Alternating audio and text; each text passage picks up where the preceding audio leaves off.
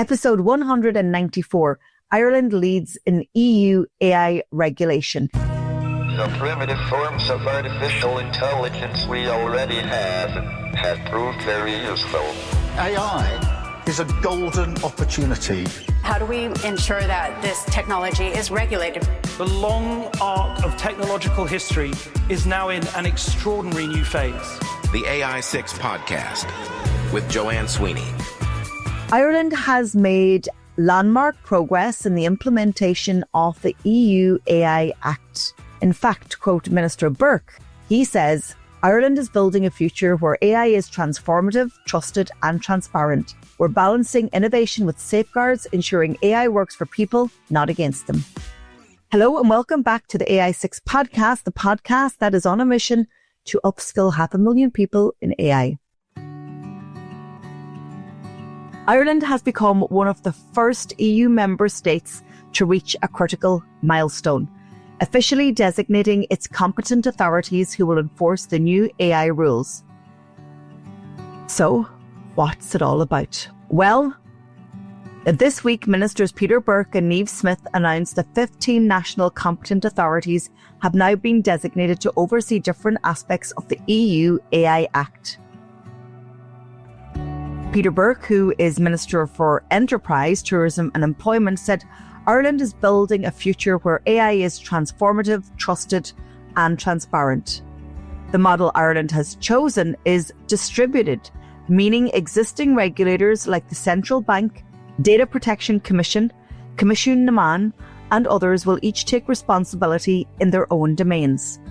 So instead of creating one all-powerful AI regulator, Ireland is spreading responsibility across agencies that already know their industry. So to me, that makes perfect sense.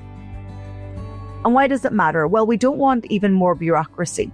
We really want enforcement at this stage. So a distributed model builds on existing expertise and keeps regulation close to sector realities. I mean, in terms of weaknesses, if I was to choose some, there is a risk of fragmentation, overlap, or maybe one not knowing what the other is doing.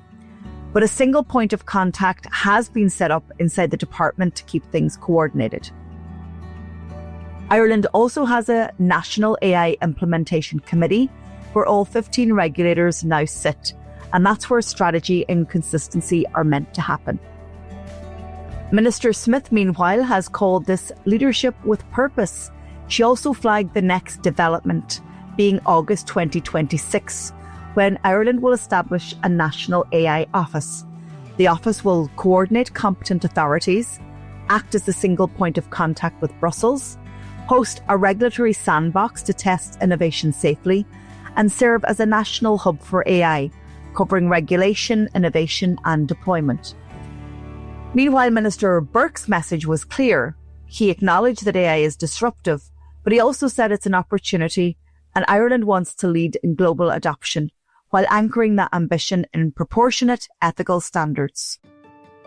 Of course, there's also a European layer to this. We are members of the EU, and the European Commission has published a voluntary code of practice for general purpose AI models. So that's the big systems behind many downstream applications like your Copilot or GPT. And this covers transparency, copyright and safety. So organisations that sign up to this code can demonstrate compliance with the AI Act more easily. And that's likely to matter for both major providers and local innovators who want certainty. So Ireland has checked a major box, 15 regulators, a coordination mechanism, and a roadmap for a national AI office. But this, of course, is just the beginning. The hard work will be ensuring consistency across agencies, balancing innovation with rights, and preparing for rapid changes in AI capability.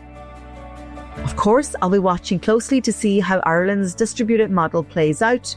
Will it be a blueprint for others or a warning about complexity?